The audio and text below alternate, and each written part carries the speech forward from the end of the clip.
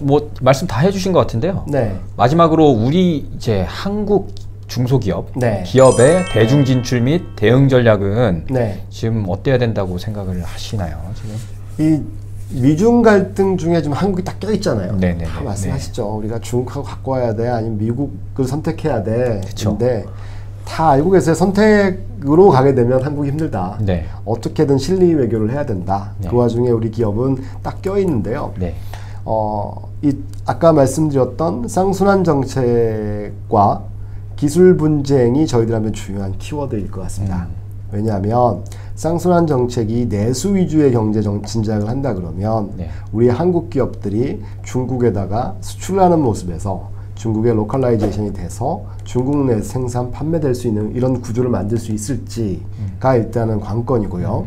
두 번째는 그들이 필요한 기술들을 우리가 제공할 수 있을지, 이 두 가지가 저희들한테 다가오는 큰 의문부호일 것 같습니다. 그리고 마지막으로는 기술 분쟁에서 가장 핵심 분야는 기억나실지 모르겠지만 인프라, 그러니까 7대 산업 인프라에서 결국은 4차 산업혁명을 중심으로 흘러가는 인프라거든요. 4차 산업혁명의 가장 핵심은 반도체잖아요. 네. 그러면 이 반도체 기술을 갖고 이제 미국과 중국이 한국을 압박하는 구조가 되지 않을까 싶습니다.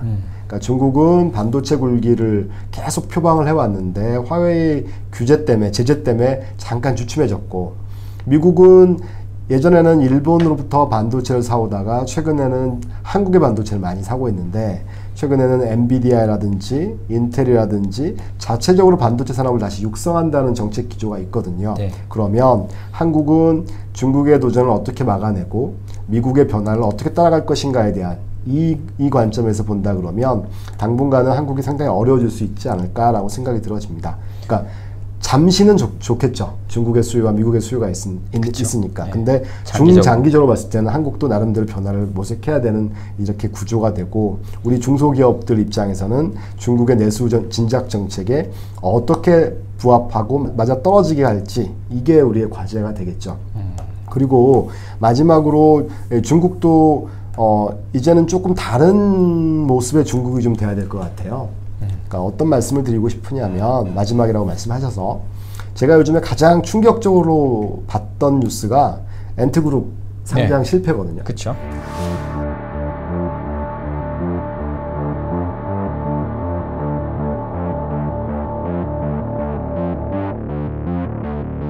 엔트그룹 우리 다 아시겠지만, 그러니까 지프바오라고 하는 알리페이를 갖고 있는 모바일 결제 플랫폼이자 어떻게 보면 지금은 모바일 신분증이죠, 사실상.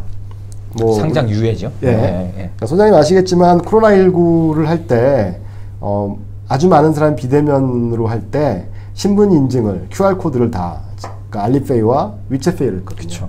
그러니까 이미 알리페이 같은 경우는 이미 중국에서는 신분증 역할을 하고 있는 상황입니다. 근데 이 그룹의 상장을 불과 며칠 앞두고 중국 금융당국이 막아선 이런 형국이거든요. 네.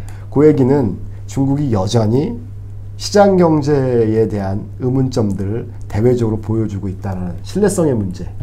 그러니까 지금 중국이 미국을 추월하겠다라고 얘기를 하는데, 과연 미국을 추월할 만한 가치가 있는 건지에 대해서, 그러니까 시장 가치 아니면 중국이라는 새로운 가치를 이렇게 만들어내고 있는지에 대한 의문부호를 대외적으로 준 형국이기 때문에 이 부분은 또 중국의 과제인 것 같아요.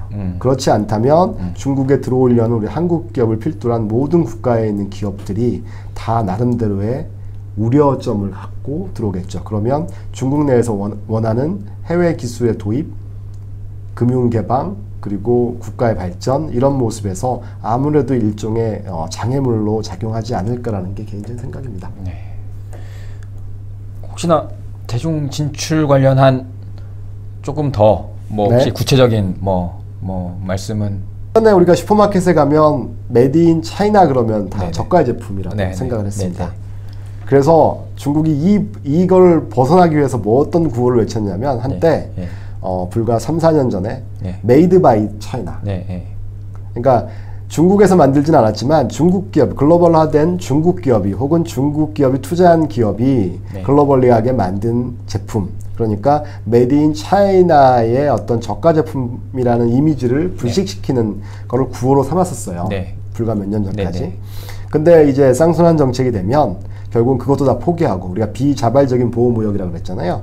그러니까 중국 내에서 우리가 생산하고 우리가 자체 개발해서 자체적으로 소비한다. 이 구조가 갈 겁니다. 그러면 아까 말씀드렸다시피 이 메이드 인 차이나에 들어갈 수 있는, 한국이 사실은 중국에 가장 많이 수출하는 거는 소비재가 아니거든요. 그렇죠. 자본재잖아요. 예. 근데 그 자본재의 최종 목적지는 미국이나 유럽 시장이었거든요. 그렇죠. 근데 자본재의 최종 목적지가 중국으로 됐을 때 우리가 이 중국 소비자들에게 직접 들어갈 수 있는 소비재와 함께 중국이 최종 목적지인 이 소비재의 자본재로서 역할을 우리가 할 수 있는지, 이런 고민들을 좀 해봐야 될 것 같아요. 그러다 보니까 예전에는 중국이 지나가는 통로였다 그러면 우리의 최종 목적지가 될 거고, 우리가 최종 목적지가 된다 그러면 이 중국 시장에 대한 분석이 조금 더 심층적으로 이루어져야 되지 않을까라는 생각이 들어집니다. 알겠습니다.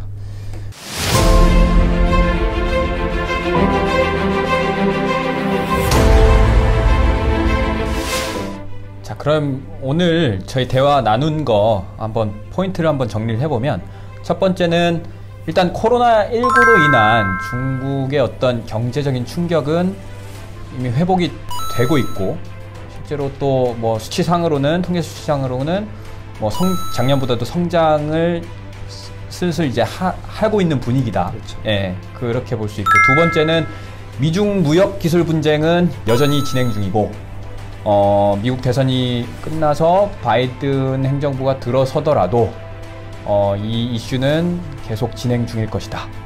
예, 그리고 세 번째는 내수가 주체인 쌍순환 정책으로 기술협력 가능성이 높아지고 있고, 우리나라 기업의 입장에서는 기술협력 가능성이 높아지고 있고, 그다음에 또한 이게 예전처럼 산업재나 중간재가 아닌 중국을 최종 목적지로 하는 이 최종 소비재, 이 부분에 대한 어떤 대비가 필요하다.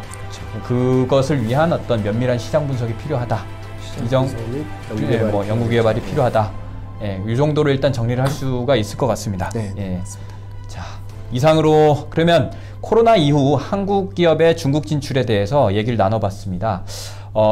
다음에는 중국 진출에는 반드시 필요하지만 기업들이 어려워가지고는 접근이 잘 안 되는 영역이 바로 올해부터 발효된 네. 외상투자법인데요. 예, 그 내용들을 아마 실내 위주로 해서 저희가 최대한 한번 쉽게 대담을 통해서 예, 설명을 해 보도록 하겠습니다. 자, 다음에 뵙겠습니다. 감사합니다.